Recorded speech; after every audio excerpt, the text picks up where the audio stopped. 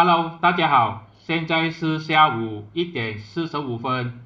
有股友就问这只 RCE Capital，它的问题是说现在股价已经升了很多，什么时候可以买入？这只股呢，老实讲呢，真的是升的是非常厉害。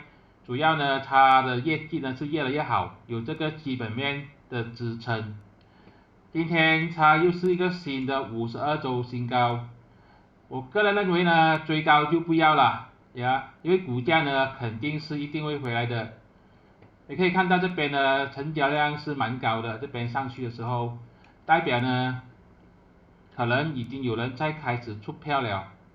无论如何，我觉得如果它有机会回来回调，再弹上去的时候，那时候再考虑要不要进场。它的支撑就是这条线，筹码阻力线这条线大概是2.05，但是如果它跌破2.05，有机会回到1.93的话，会更加好啦。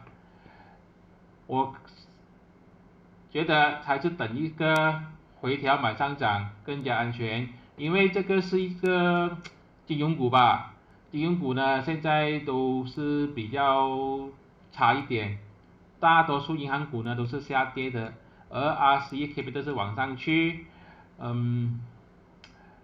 我觉得它最后呢也是会follow 这个金融股回来，因为以后呢它的这个账呢跟这个revenue 呢应该也是有影响的。这是我的个人看法，并没有任何的买卖建议。如果你要申请信用卡的话呢，你可以用我这个 link 去申请这个 Standard Bank 的大选购，有这个800块的 guarantee gift。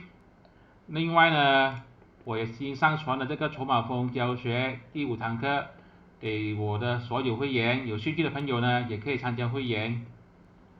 谢谢大家。